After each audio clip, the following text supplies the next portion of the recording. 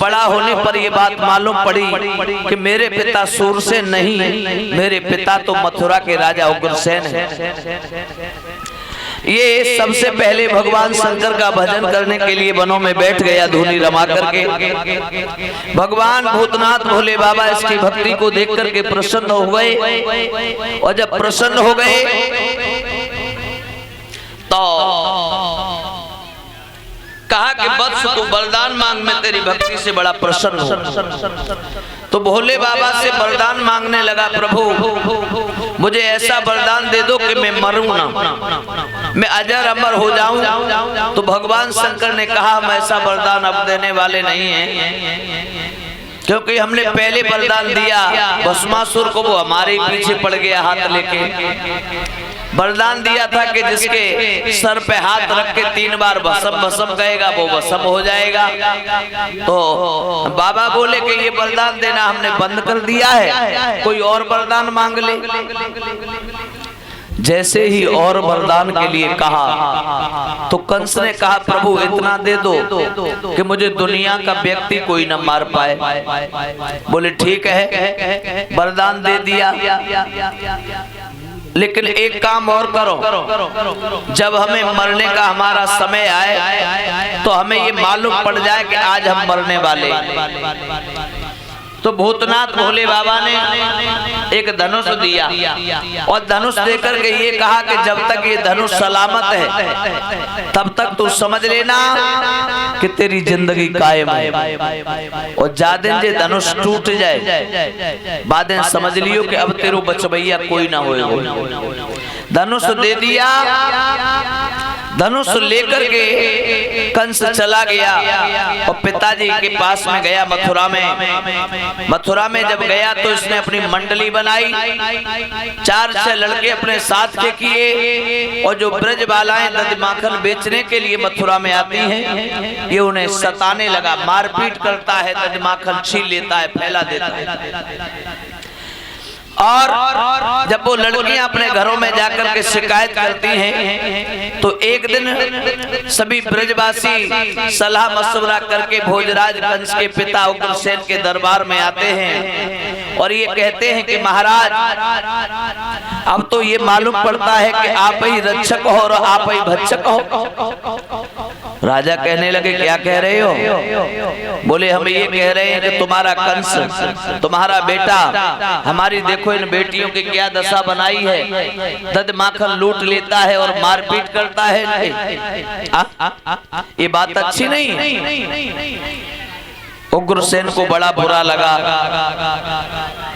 जब बड़ा बुरा लगा कंस को बुलाया, जवाब दिया कंस तुमने ये इन बेटियों की क्या हालत की है, इन्हें क्यों मारा है, ये बात अच्छी नहीं है। उग्रसेन ने समझाने का प्रयास किया,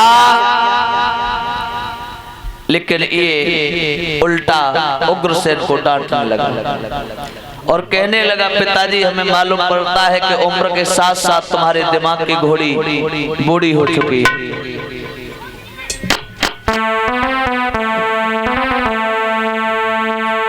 और हमें मालूम पड़ता है कि अब आप राज सिंहासन के योग्य नहीं हैं।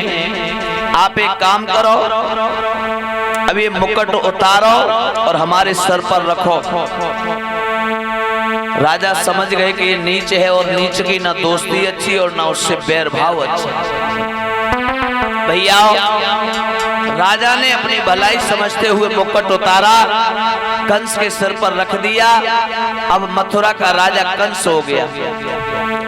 जब मथुरा का राजा कंस हो गया तो आज इसने सबसे पहला धावा अपने बाप के ऊपर ही डाला, और संघ के जो जवान थे सबको भर्ती कर लिया अपनी फौज में, सबको नौकरियां देने लगा और सबको ये अपना सहायक मानने लगा।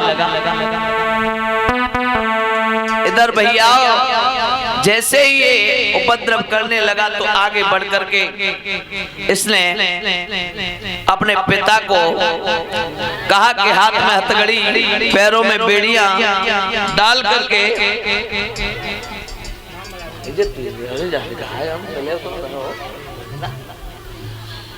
इधर ये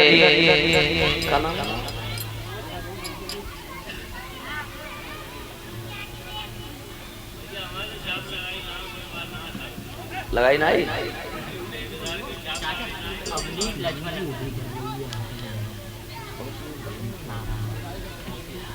और इधर ये हमें 101 मुद्राओं से साथ ही साथ हमारे सभी साथियों को 51 मुद्राओं से कलश वाली बहनों के सहित सभी को सम्मानित इन्होंने किया है। श्रीमान अवनीश यादव जी जो नंगला लक्ष्मण के रहने वाले हैं, ये उनकी धर्मपत्नी सम्मानित कर रही हैं। कामना करते हैं भगवान से प्रभु आपको सदैव धन धाम से परिपूर्ण बनाए रखें, समाज में आपको मान सम्मान की प्राप्ति होती रहे। कामना करते हैं कि जिस खजाने से ये धन निकल के आ रहा है प्रभु उसे दिन दूने रात चौगुने वृद्धि करते रहे। ये हमारे शरद जी की मौसी जी है ना। हाँ, बहुत बहुत जिस समय कंस राजा बना, पिता के हाथों में हथकड़ी पैरों में बेड़ियां डलवा के जेल में डलवा दिया और अब राजा बना, तो सबसे पहला धावा संत ब्राह्मणों के ऊपर डाल दिया। पूरे नगर में ढिंढोरा पिटवा दिया कि आज से कोई भी भगवान की पूजा नहीं करेगा, कहीं भी मंदिर नहीं बचे, कहीं भी देवालय शिवालय गौशालाएं कहीं नहीं बचे।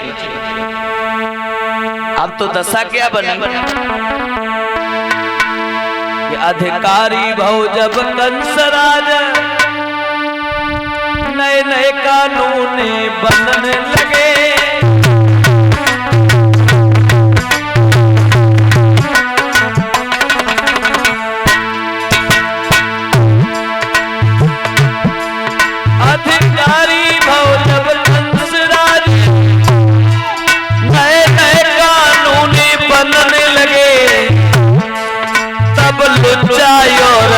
लफंगन के रबड़ी संग भोजन खबन लगे।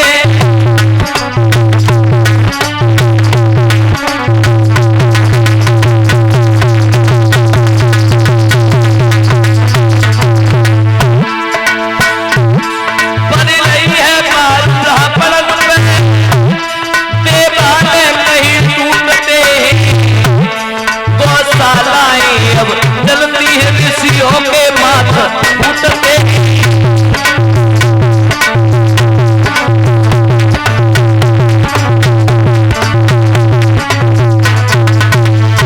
आज इसने वो दशा बना दी, हर जगह पर टैक्स लागू कर दिए और आज देवालयों गौशालाओं मंदिरों को ये तोड़वाने का काम करता है। अब तो जो इसके अधीनस्थ चलता है तो ठीक है, वरना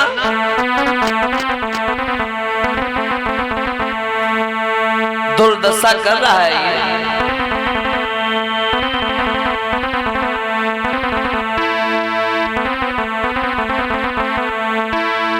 अरे कोई किसी की ना माने तो हाल मान जाए से, राजकुमार चतुर घोड़ी को चाल चला के डंडे से।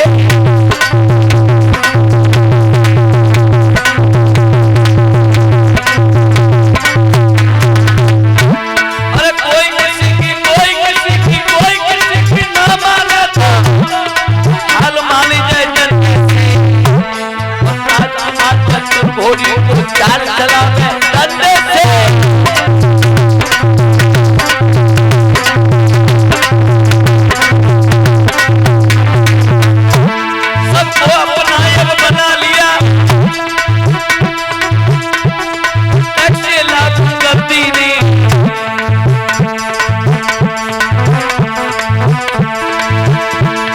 सीधे माने तो माने तो डर पावे झंडे से।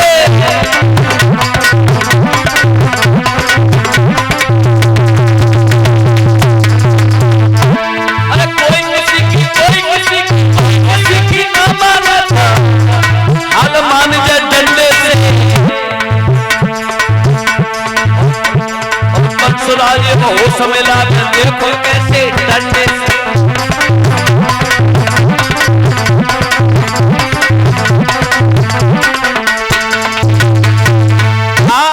कंस ने राजा बनकर के प्रजा को त्रायमाम